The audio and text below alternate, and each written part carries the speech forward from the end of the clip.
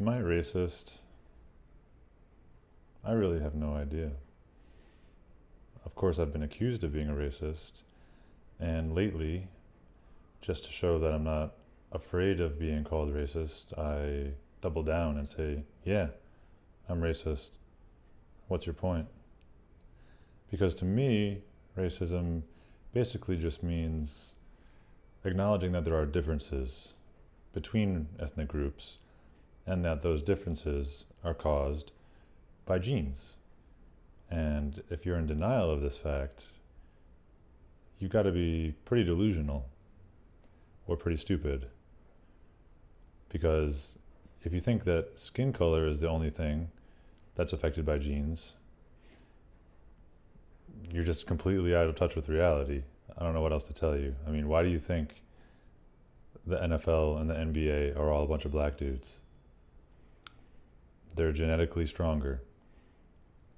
They have advantages genetically over white people, and white people also have advantages that are not so muscle-based, more brain-based. But if you don't think genes can affect a brain when they can affect muscles and skin color and eye color and hair and hormone levels and the size of the cranium and the shape of the cranium, the cranium, that thing that holds the brain, then what is your basis for this assumption? I think it's pretty ridiculous. But anyway, I started thinking, maybe I'm not racist. It depends on the definition. I am racist according to my own definition, but I'm not according to other people's. Like the one on Google says, racist, characterized by or showing prejudice, discrimination, or antagonism against a person or people on the basis of their membership in a particular racial or ethnic group, typically one that is a minority or marginalized. So, I treat people like individuals. I have no problem hanging out with a black dude. If I have a black friend and he invites me to hang out with his friends that I don't know, and one of them's black and one of them's white, I'll say, are they cool? And if he says, well, the black one's pretty cool, the white one's pretty sketchy, I'll say, all right, well, let's just hang out with the black one. I just want to hang out with cool people. And if I already know, if I already have established a foundation of trust and rapport with someone, it doesn't really matter what they look like. There are tons of really cool and really smart black people. However, statistically speaking, I'm far more likely to be murdered or robbed by a black dude. I've had 2 bikes stolen in my life, both by black dudes. I've had one other thing stolen, an iPod, when I was in 9th grade, also by a black dude.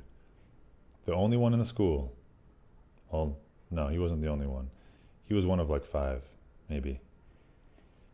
What are the odds? Pretty high, actually, it turns out, if you study statistics. But a lot of people who like to virtue signal and pretend that they're better than me because they are not familiar with statistics and think genes mean nothing, they call me racist and they say I'm a big meanie head and I'm full of hate. But I'm not a big meanie. And if the average IQ of a black person is 85 and the average IQ of a white person is 100, and I say that and it's true, it's not mean. And that is true. And it's genetic, as I have been establishing by reading the book Why Race Matters in my other videos. And there's a lot more to come. I'm only through chapter 1 at the moment. When I was a kid, my only best friend was black. As I grew older, I came to learn that he was actually Native American, a very dark Native American, but at the time I didn't understand the difference. I just knew he wasn't white. I knew he didn't look like me, but I didn't care. And I still don't care. If I'm already familiar with your character. But if I don't know you, put it this way, I'd rather hang out with the average white person than the average black person. Frankly, I'd rather not hang out with either. The average white person is a loser. And so is the average black person.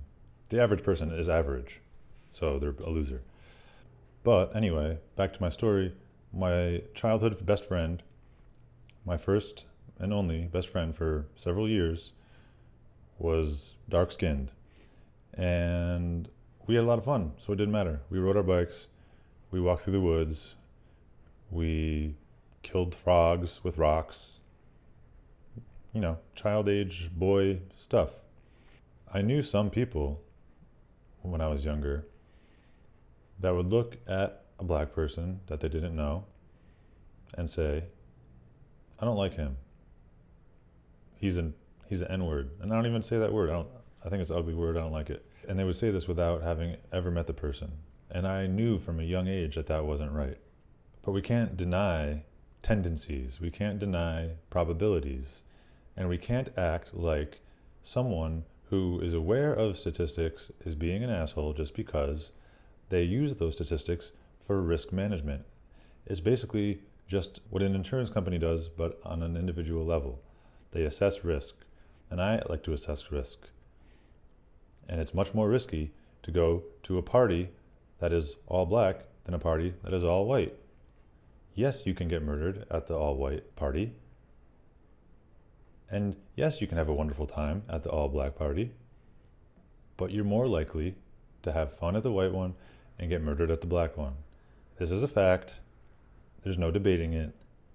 That's just the way it is. There's also the ADL definition of racism. I'm not sure if you're familiar with the ADL.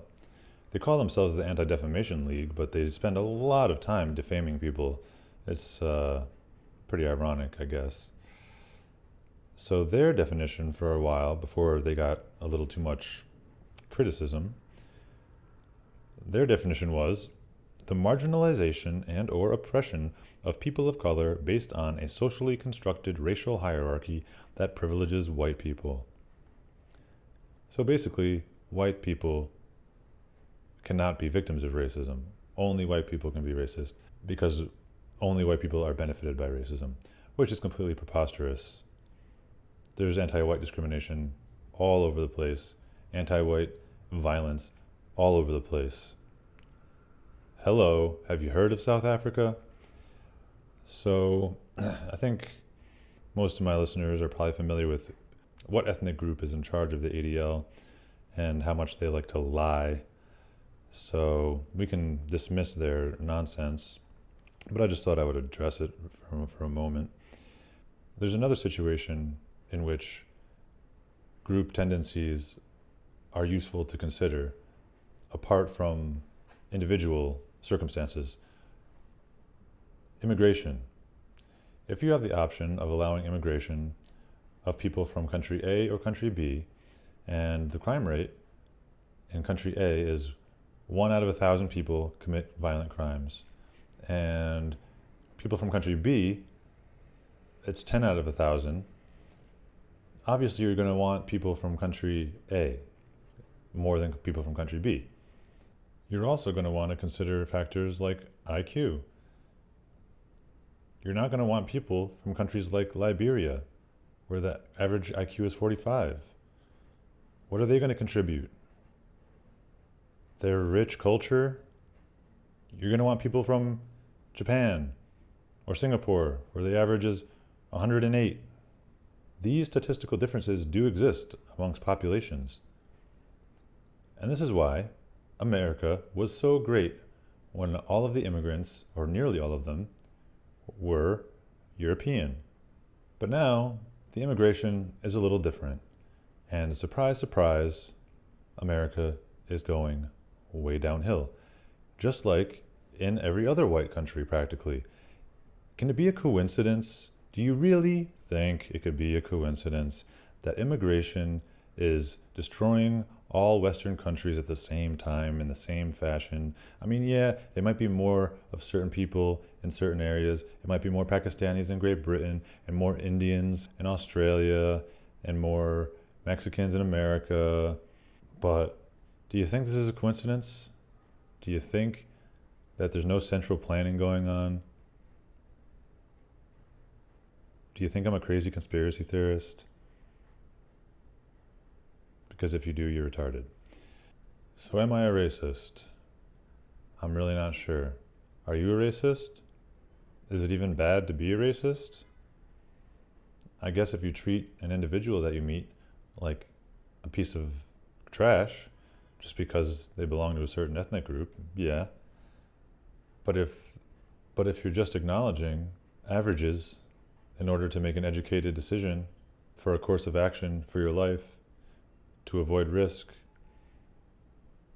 there's nothing mean-spirited or evil about that. So anyone out there who's trying to act like I'm full of hate and I'm mean and I'm evil just because I talk about genetic differences between ethnic groups, you're really stupid or really disingenuous. Genetics matter. IQ is genetic. IQ is based on your brain. Your brain is a body part. Your genes affect your body parts.